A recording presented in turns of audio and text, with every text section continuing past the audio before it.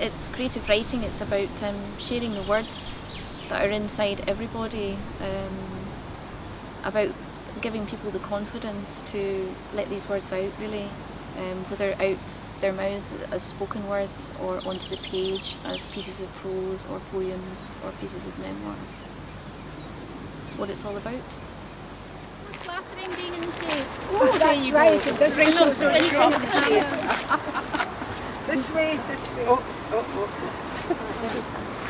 You can hold me from keeling over. She's just a wee. My name's Ellen. My name's Maureen. Hello, my name's Linda. I'm Maureen also. My name's Georgie. My name's Betty and I'm Lizanne. Good Good morning. morning. Vasa Creative Writing Group. My name's Andrea. I'm working with the Digital Commonwealth project, and I've been working with this group of writers from the Voluntary Action South Ayrshire project, who run a creative writing group once a fortnight. We've been writing about on the 4 themes of the Digital Commonwealth project, which are people, place, culture and exchange. This is a poem about my place.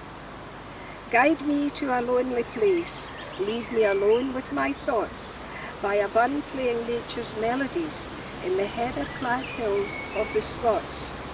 Let me be part of the place where I sit, and dare not disturb the calm of the silent hills and the sentinel trees and the plaintive bleat of the lambs. This is a piece about Malta. It's a beautiful island in one of the Commonwealth countries. A very small island with a very large history, and it's people who are at the heart of it. This is a poem inspired by the theme of Commonwealth. I have never lived or visited a Commonwealth country. If we all hold hands together and join in the fight, we could form a shining, bright circle of light. It may not happen straight away, but I know it will happen one fine day. Memories are like treasure, recalled to bring pleasure, for good or bad, happy or sad, without them I could not survive. Southend-on-Sea in the late 1940s and 50s was a thriving seaside resort with the longest pier in the world, 1.5 miles in length, with an electric train to transport people, especially visitors, of which there were many at a time. This is about Paisley, where I was born. I was my mum and dad's first child and was born in a council house where I grew up. Your dad was always making or repairing things, and I love the smell of wood because I used to hold the end of the wood when Dad was sawing, and the smell of the wood reminds me of home in Paisley and remember Dad with love and pride in all that he achieved.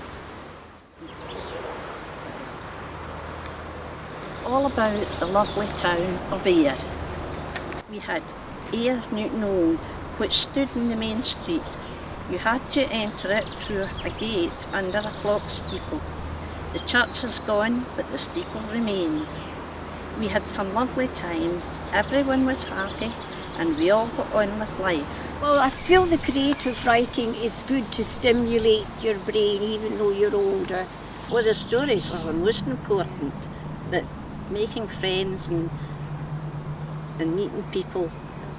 And can I just The say, challenge also. I just found it, I had just started to come into the group and it was great. Everybody was opening up and we were all actually strangers really, but we were telling them, stories that, probably wouldn't even say to your family how you felt. Right. But we were able to open up to all these people who are now our friends, who we'll meet from now on, we hope.